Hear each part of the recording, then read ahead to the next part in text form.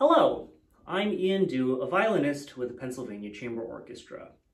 In my last video, I recorded the Nocturne by Boulanger. And in this video, I'm going to give you a bit of a director's commentary to show you how I would practice or teach this piece to my students. Let's dive right in. On our entrance, we have the same music repeated twice in measures 3 and 4. Usually when this happens, I like to give the second one a different character, and the most obvious way to do that is with dynamics. There are three main ways that we accomplish dynamics physically. The first is contact point, which is where your bow is in relation to the bridge and the fingerboard. The closer you are to the bridge, generally speaking, the louder. You could also do placement. In the upper half, you'll be softer. In the lower half, you'll be louder. And the other thing is you can tilt the hair. Using more hair with a flat placement like this will give you more sound, and a tilt this way will give you less sound. So let's try this.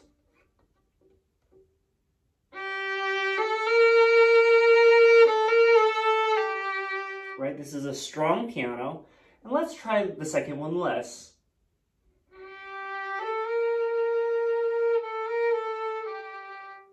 So in this case, I did pretty much all three of the things, and I think they're a little too different from each other.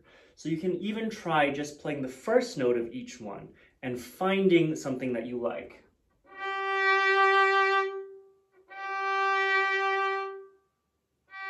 So here I'm tilting the hair for the first one a little more than I was before.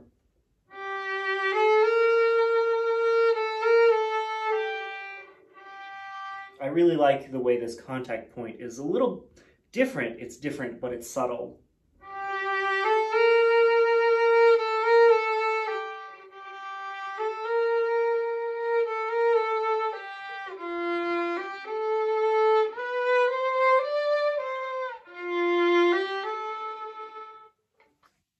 All right, and another opportunity for variation to see what you like, experiment with how detached you want this.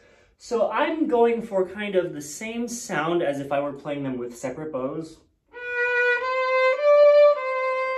but all up bow. That's a little too connected, a little too separate.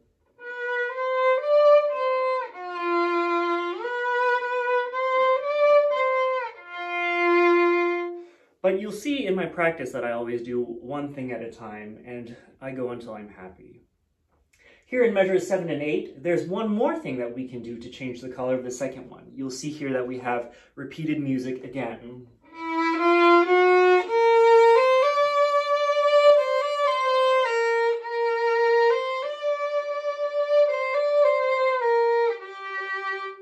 This adds a little bit of complication to the left hand, but I really like the effect that it produces. Otherwise, you can do the same things that we were doing with the bow earlier, both on the A string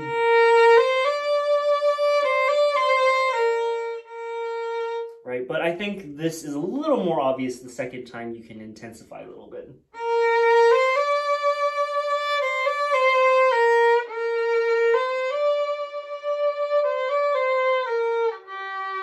By playing higher up on a lower string, you get a bit of a darker sound.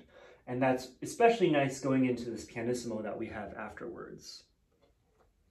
The main challenge here for the left hand is a series of scales, which you should divide into smaller groups based on when you shift and when you cross strings. Before you can do that, though, it is perfectly fine to take all these pitches out of time. On the fourth system here, we can take even all of these notes and play them one at a time to make sure we're confident in the pitches.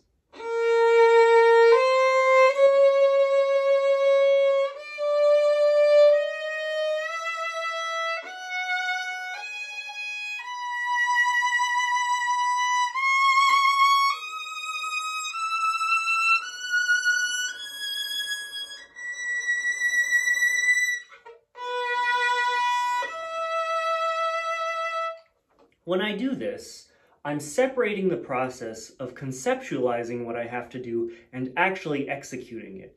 This makes it more reliable in performance because when you perform, you have to take a lot of these things for granted and then manage with your attention things going on in the bow arm. You'll see that I go approximately long where notes are long and then approximately short where notes are short. But then it's not really critical while you're learning pitches to put them in time. And then you can put pitches in time a few at a time. For example, I'll get this dotted rhythm. Relax out of time on this D flat. I did actually play the wrong fingering. I like this better. It makes it easier to move quickly from the 16th into the half to play 1, 2, 3 here. And then I'll get comfortable and then anticipate the shift.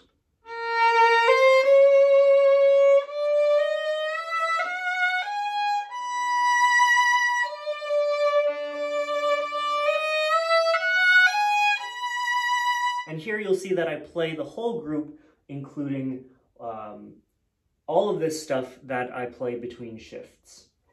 And then here's another shift.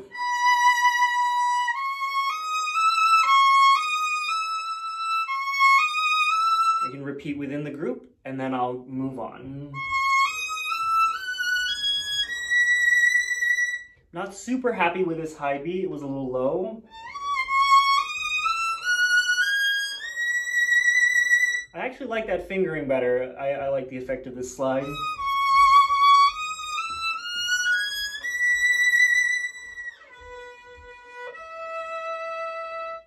And then I'll put the whole thing together in time.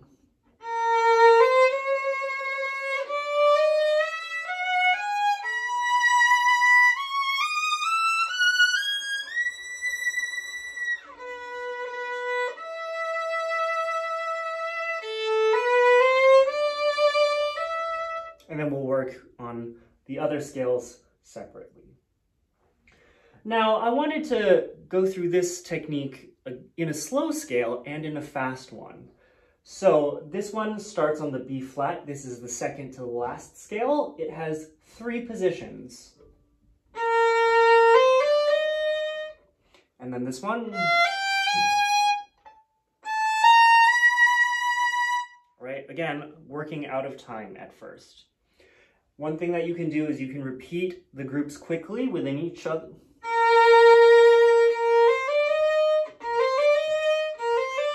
Just to get the position of these fingerings comfortable.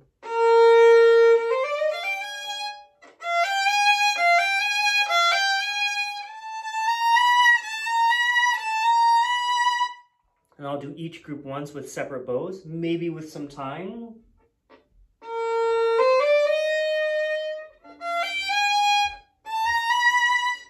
Separate bows without time. And then with separation in the same direction. Maybe up bow. And then I'll take the pauses out.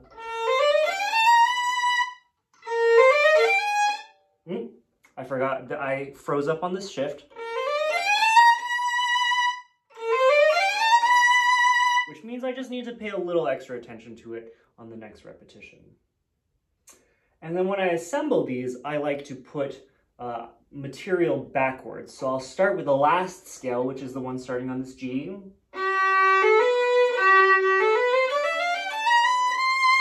Right? Then I'll add the one before it.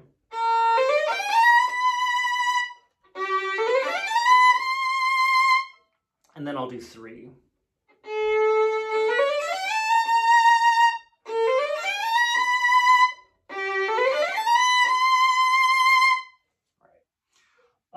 On this third to last one, I actually do a little bit of a trick. There is a tie, and I actually split this tie between 2 fingerings. I start it with a 4th finger so I can vibrate a little bit. And then I start the scale on an open string. This does add a little bit of a complexity to it, but I think it's worth it for the effect of being able to vibrate this long note.